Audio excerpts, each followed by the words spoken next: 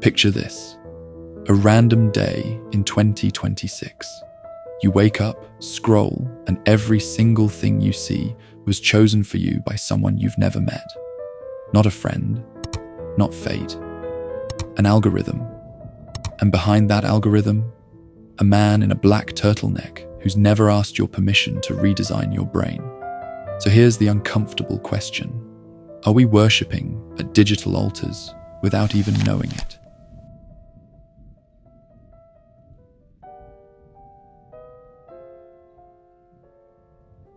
Let's talk about gods for a second. The old ones lived on mountains, threw lightning, demanded sacrifices. They were powerful, capricious, unknowable.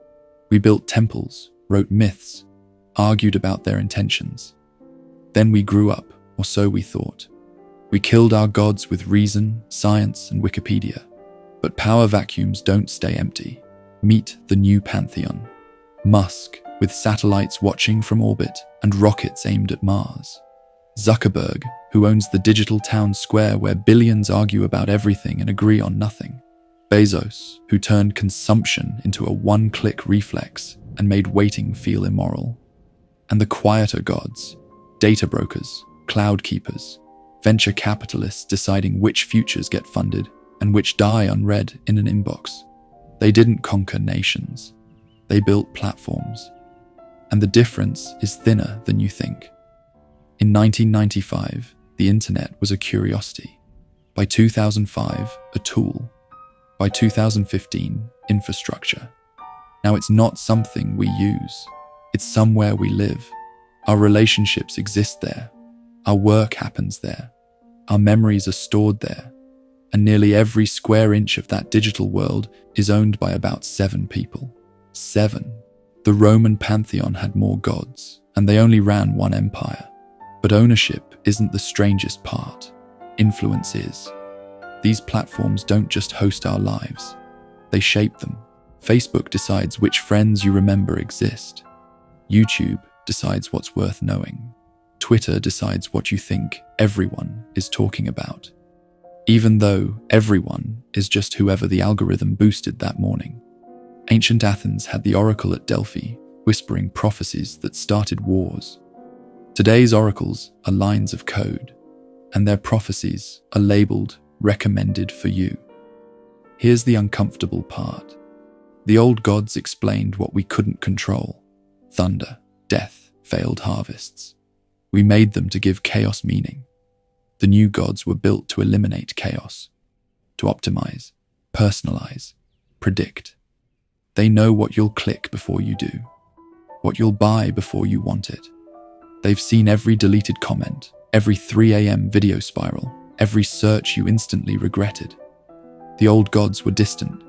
These ones are intimate. And they're not just watching, they're building. Musk wants brains wired to machines. Zuckerberg wants virtual worlds you can live inside. Bezos funds life extension and space colonization.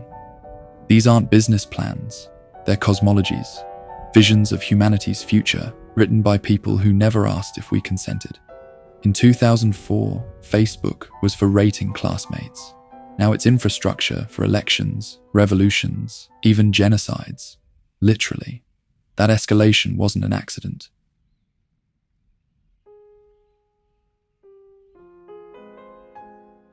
So how did we get here?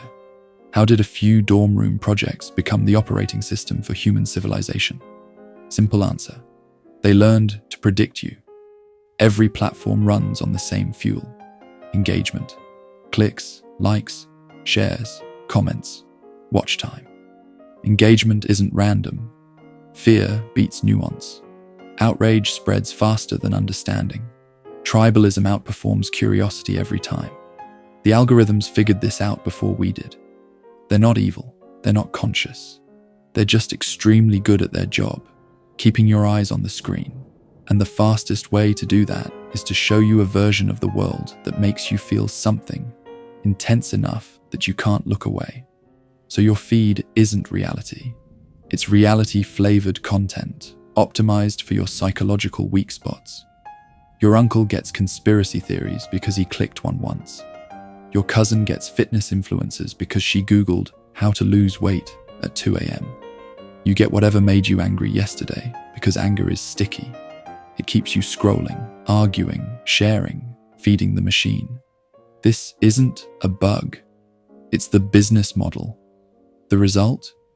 We now live in slightly different realities. Literally, what you think is happening in the world isn't what I think is happening, because we're being shown different information by different algorithms chasing different engagement patterns. In 2016, researchers showed Facebook's newsfeed could change voter turnout just by adjusting what people saw. No lies required. Emphasize civic duty, turnout rises. Emphasize outrage, people disengage, exhausted. That's not a platform. That's a control panel for civilization. And it gets stranger. These systems don't just reflect culture, they shape it. Videos go viral not because they're the best, but because the algorithm selected them.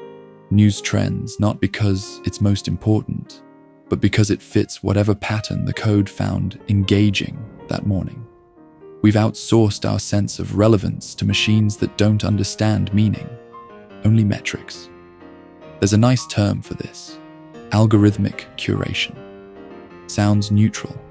In reality, every time you open an app, you enter a room rearranged specifically for you by something that's never met you, but knows you disturbingly well.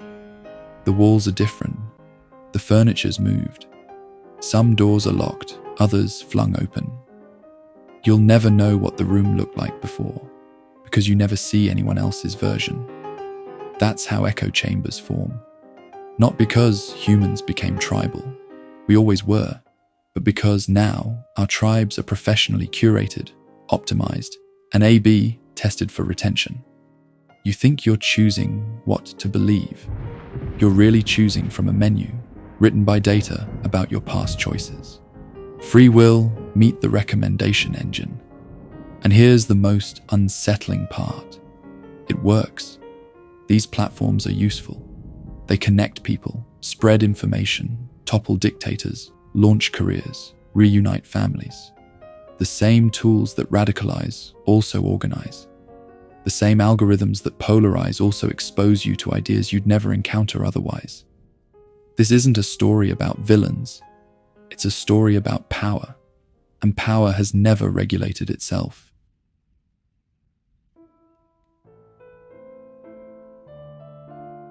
So what now? Do we smash the servers, delete our accounts, move to a cabin and raise chickens? Maybe, but probably not. The truth is, we can't leave, because there's nowhere to leave to. These platforms are infrastructure now. Quitting Facebook doesn't free you from its influence. It just makes you invisible to the people still inside. But we're not powerless. Regulations coming, slowly. Alternatives are emerging. Decentralized networks, open source platforms, projects built by humans who remember that technology should serve people, not the other way around. And you? You can learn how the machine works. Question what you're shown. Choose differently. The algorithm's persuasive, but it's not omnipotent. Not yet.